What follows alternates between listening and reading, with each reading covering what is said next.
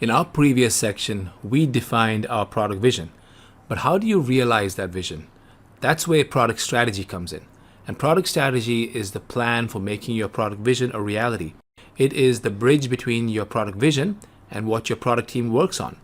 But many companies struggle to build good product strategy, and there are really two main reasons for this. Firstly, because most companies tend to focus on the short term.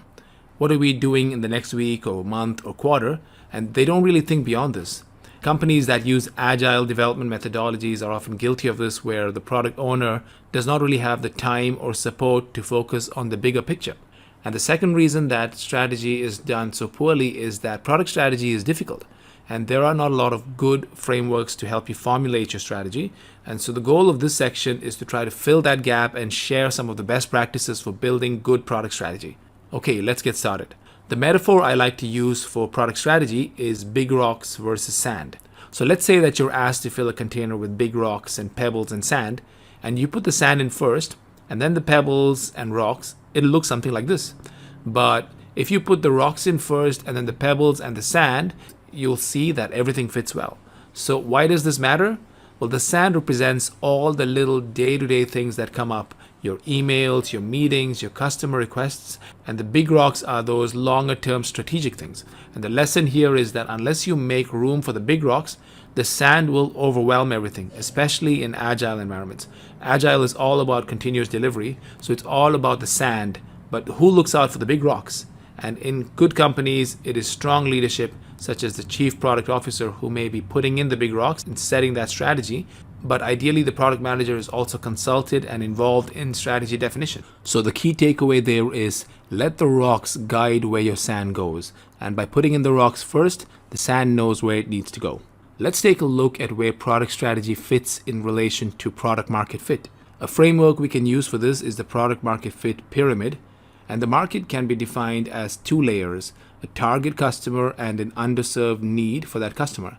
And these two layers together form the market. And you can't really control your market, but you can decide which market you go after. And what you do control is the product decision layers, which are these three. So the first level is the value proposition, which should address the needs clearly. And then the next level is the functionality, that is the features that will deliver the value.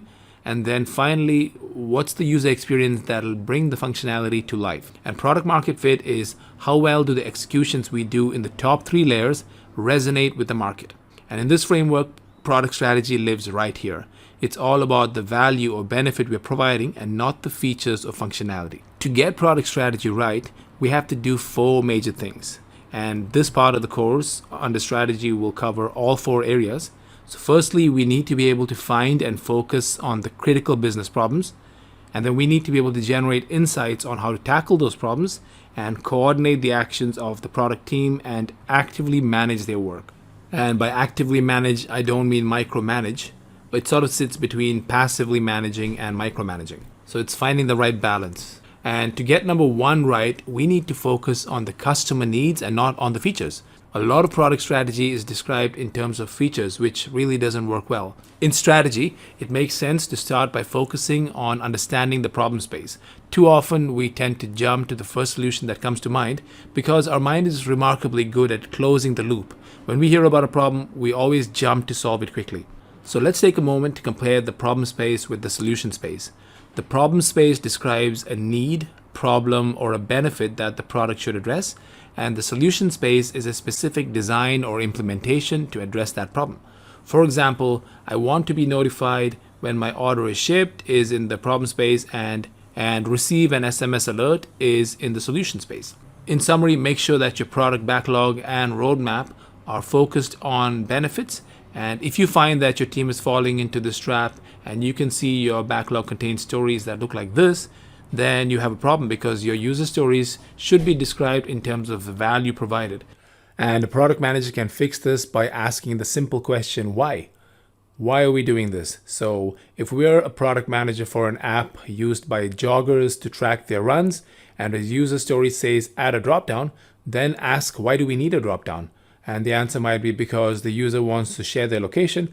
And then ask again, why do they want to share their location? Well, it might be to let a family member know where they are in case they get into trouble.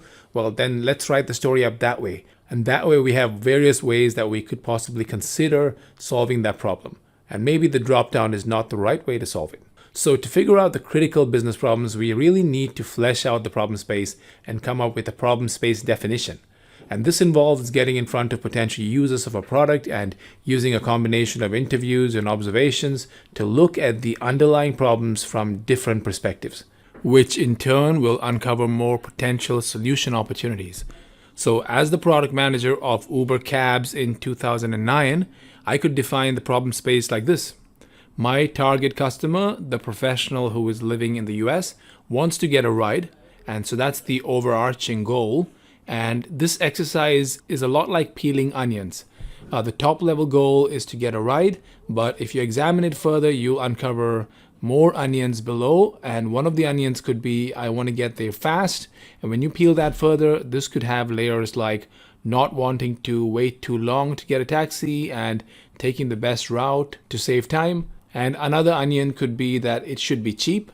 And the layers inside that could be things like not having surprises when I get the final bill, not giving the driver a chance to rip me off. And so you have to do this exercise till you uncover all the onions in all of their layers to really understand the problem space. Okay, so now it's your turn. In the next lesson, you can work on finding and peeling your onions to define your problem space. See you soon.